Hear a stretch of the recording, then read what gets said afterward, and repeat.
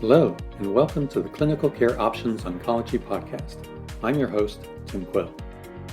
Today's episode features Dr. Linda Duska from the University of Virginia in Charlottesville, Virginia, Dr. Robert Coleman from U.S. Oncology Research in the Woodlands, Texas, and Dr. Leslie Randall from the Virginia Commonwealth University in Richmond, Virginia.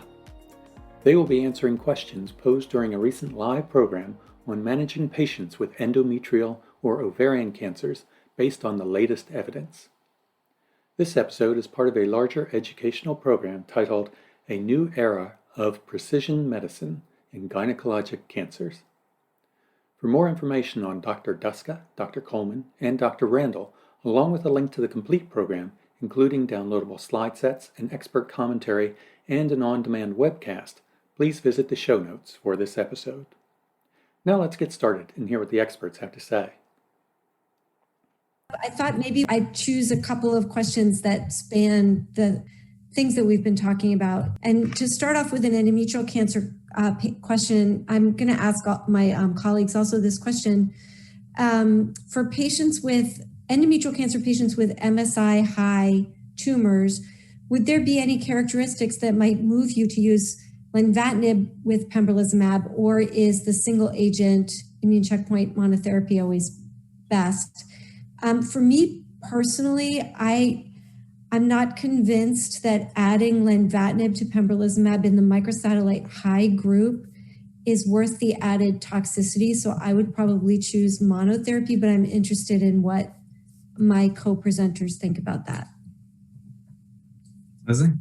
Yeah, I couldn't agree more. And although, this week, I'll give you an example of where I broke my own rule is that I had, an MSI-H patient started on Pembro and, she's really progressing and blowing through it. And I added Lenvatinib because, I just need a faster response. And so really you should respond within 2 cycles to the single agent checkpoint with the MSI-H. I don't know what the outcome is of that. I just, tried that, but she's already, having that additional toxicity. So yeah, I think when you see that MSI-H, you're so glad that you don't have to expose them to the additional toxicity of the Lenvatinib if you don't have to.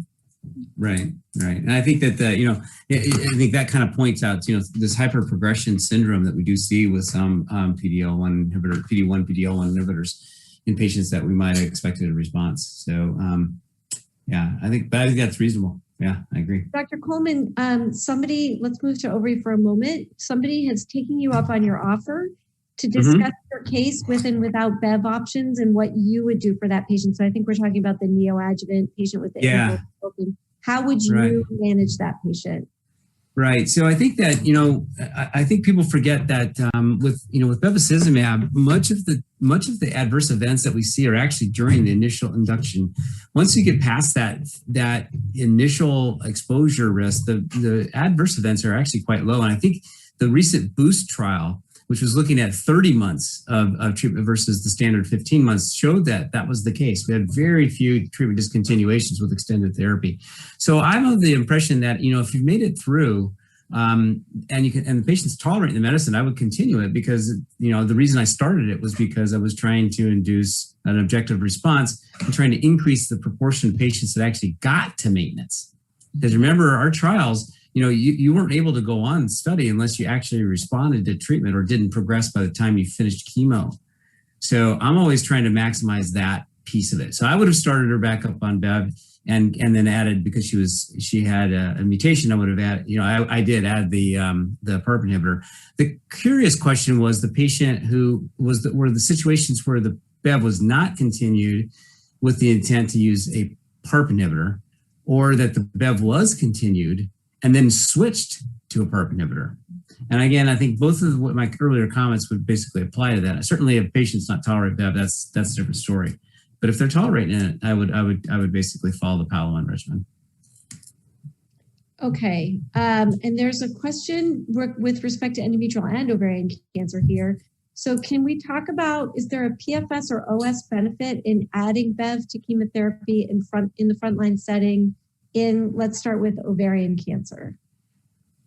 Should everything get Bev up front, Dr. Coleman? Yeah. So yeah, and get it for life. Yeah. So I personally believe that I personally believe that ICON 7 and 218 did demonstrate in an unrestricted patient population that Bev was beneficial. I don't think there's such a thing as a low risk advanced stage patient. They have different prognostic factors, but I don't feel like they're clearly identified by that metric, and we never really formally tested that. In fact, we don't even got the same consistent results when we've looked at it across the study. So I believe that the first decision is Bev or no Bev. And there's all different ways to do that. So if you find a patient who's eligible for Bev, then yes, I give it. That's the way I approach it. Because that decision then gets made well before the PARP inhibitor decision.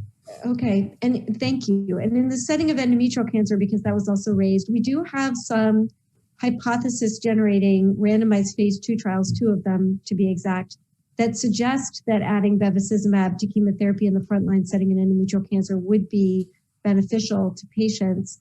But those data have not been confirmed in a randomized phase 3 trial. And so I don't think we have data to support using Bev upfront in endometrial cancer. I'd be interested in my colleagues' thoughts on that.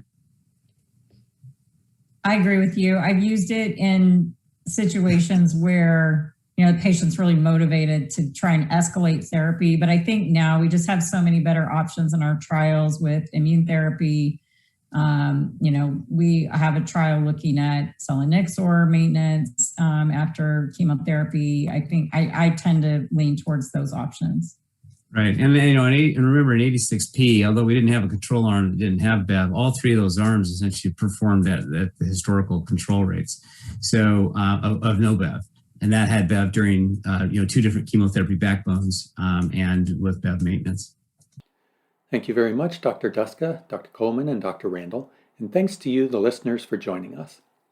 As a reminder, to view the full program, A New Era of Precision Medicine in Gynecologic Cancers, and to download the PDF associated with this discussion from the Clinical Care Options website, please click on the link in the show notes. As always, thanks for listening.